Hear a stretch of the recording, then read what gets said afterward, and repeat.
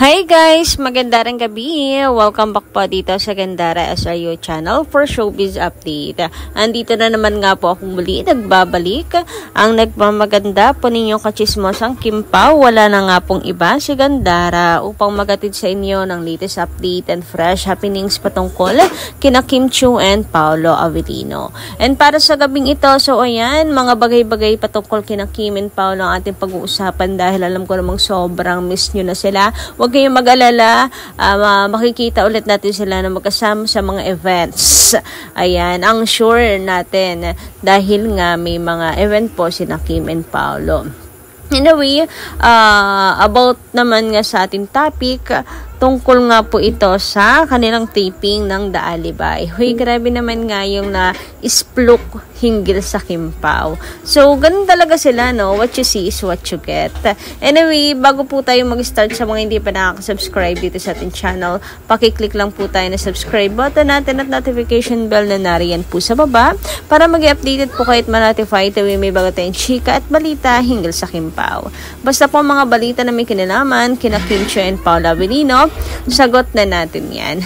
And ngayon naman, pag-usapan nga natin itong work-life balance talaga raw si Paolo Avellino. Alam niyo siya yung tipong kalmado kasi siya, kaya kaya niyang, si Kim naman kaya niya i-manage yung kanyang oras, pero alam mo pagkakaiba? Kay Paolo may pahinga, kay Kim Chiu wala. Hanggat may oras, siksik isisiksik at isisiksik yan sa kanyang schedule. Ganyan si Kim Chiu, mag-manage niya kanyang oras. Si Paolo, manage niya talaga, may kasamang pahinga, ganito sa kanyang laro, sa kanyang sa kanyang trabaho. Kalmado kaya kalmado lang, kaya siguro nakakakuha ng kalmado na aura itong si Paolo Avellino. Anyway, ayun nga, work-life balance, napaka-balanse ni Paolo. Ayan, alam niya talaga kung kailan siya magpapahinga. Kimi to him. O, diba? Grabe naman ngayon sa Kimi to him. So, Kim to Paolo, ibig sabihin. So, sino pa nga ba? Kilalang kilala ni Kim Chiu si Paolo, no? Ay, natuloy ako, nalilito na ako. Puro Kim Pao eh.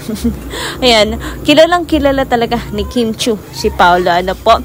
Sa bagay, sino pa ba namang higit na mas makakakilala po sa kanya? Eh, di syempre yung mga taong nasa paligid niya. Lagi po niya kasama. Sino ba lagi niya kasama ngayon? Sino ba yung lagi niyang you beside me?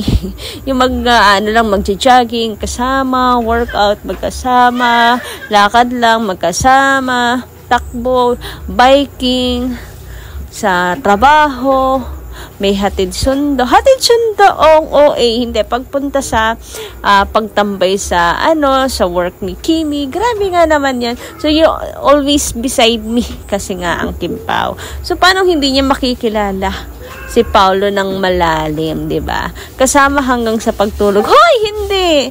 Charot lang 'yon. Pero biro, ito rin yung gusto kong matutunan ni Kim Chiu, yung balance lang. Balance pagmamanage ng oras. Alam mo yon, si Kim nga kasi tulad ng sinabi ko sa inyo, always full tank. Hindi nga natutulog yan ng 24 hours, diba? Kaya sana matutunan ni Kim yung pagbabalanse ng trabaho. Anyway, sabi ni Ma'am Merlita Aurea Rodriguez, kahit ipares mo direct si Catherine, hindi yan panonoorin ng Kim Pao. Bakit mo ba'y pinipilit yung alaga mong ipares kay Paolo? Bakit ba? Laos na ba? Kaya mo ipinipilit kay Kim? Paano yung walang manonood na Kim Pao pag sila ni Paolo? Sana na lang din hindi pumayag si Paolo. Okay. So may gantong chika na naman. Saan nyo nakuha yan? Napulot na naman. Parang wala namang ako nababalitan. Di pa naman headline si Derek Cati na gustong i-partner si Catherine kay Paolo. And alam niyo, hindi naman ako sa nega na basag trip. Pero ayoko rin naman po kay Kat Hindi ko rin gusto magka-partner sila, no. Ayoko. Matapos yung irap-irapan si Kim Chiu, no, it's a big no. Pero kasi wala pa. Masyado kayong advance.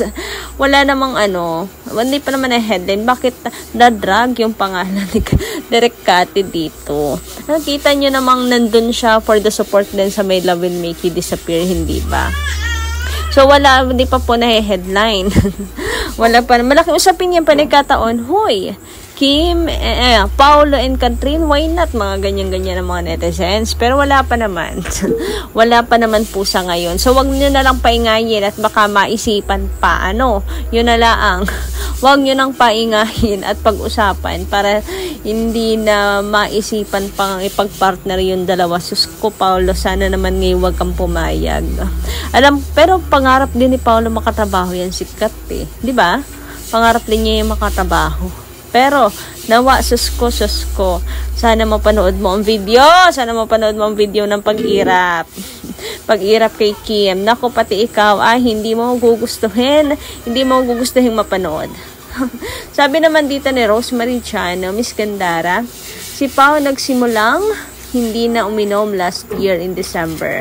Sabi ni Eric Salutian, kasi hindi na rin umiinom si Jake Cuenca, best friend niya. Before, si Paolo nagyoyosi. Ngayon, pinalitan niya ng vape. Malakas din daw yan sa nicotine. But according to them, vape may have some potential benefits for smokers trying to get alternative. Kasi yung vape sa mga cigarette, smokers na mag-quit gradually. Kaya hindi ako sad kay Paolo na pag-vape. Kaysa nakita ko siyang nagyoyosi talaga. At least may tendency na mag-quit na siya unti-unti sa pag-smoke. Paano makakapag-quit kung mataas yung nicotine? Di ba parang ganun din yung effect? So, paano tawag doon, release? Release? Hindi. Basta makakagraduate si Paolo. Pag-pray na lang natin. Kasi, wala eh. Siyempre, di ba tulad ng sinabi niya, lahat naman ginagawa niya. Lalo na't nung siya ay mapangaralan na sa mga kabataan. Good influence sa mga kabataan. Samantala, sabi naman ni Mary Feb Balsomo, maganda rin gabi. Super daming paayuda sa Kim Pao kahit malabo yung ibang videos and pictures. Ang importante kasi, pinapakilig tayo na magtsusawa na to. They really sweet in and off cam. Panatag na talaga ako sa Kim Pao kahit darating ang araw na partner sila sa iba.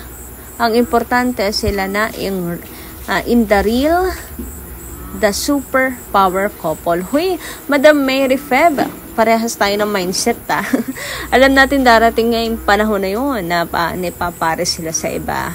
Ang importante ay meron na pong Kim Pao in real life. Samantala, dumako naman nga tayo dito sa picture na to na kung saan usually ganyan na daw talaga ang Kim Pao. So kahit sila po yung nasa taping, wala silang pagkukunwari. Kumbaga ay they are really close. Talagang napapasaya nilang isa't isa. Totoo yung sinasabi ni Jake na pag magkasama silang dalawa, si Paolo yung mata niya nagla-light up talaga, yung aura, yung mukha niya, as in talagang, alam mo yun, na makikita mo sa kanilang dalawa. Natandaan nyo ba yung interview na yun kay Jake Cuenca? So, ito na yung patunay. Tinan nyo yung ngiti ni Kim Chiu dyan, no? And alam nyo na susuwitan at kinikilig din. Di umano, ayon sa Chismis, na ang na ang dalawa nga ay super sweet at kinikilig din sila dalawa. Kaya hindi mahirap, nalala nyo yung sabi ni Derek Chad, hindi mahirap naman gumawa ng chemistry sa Kim Pao kasi even off-cam, napaka-natural ng chemistry nilang dalawa, nag-uumapaw kasi yon. And bukod doon, ito yung pag-aalaga ni Paolo. Talagang may pagpapadala to ng coffee, di umano, para kay Kim. Ayan, may parang coffee ni Kim ready na. Tapos minsan, si Kim naman babawi. Kunwari, magpapakoffee para sa lahat. Pero may pambawi yan kay Paolo Avellino. Ay, alam, mga ganyang ganawan, alam na natin yan eh. Charot. Pero yun ang chismis. Talagang ang coffee ni Kimi ay naka-ready na. Hoy, sana all naman merong napakamaalagang Paolo Avellino. Grabe naman nga yun. Kim, pa-share naman. Charot, wag. Sayong-sayo yan. Anyway, hanggang dito lang muna aking update. Maraming salamat po sa inyong pakikinig. Kita-kits po tayo sa mga susunod ko pang chikas. Maraming pong salamat.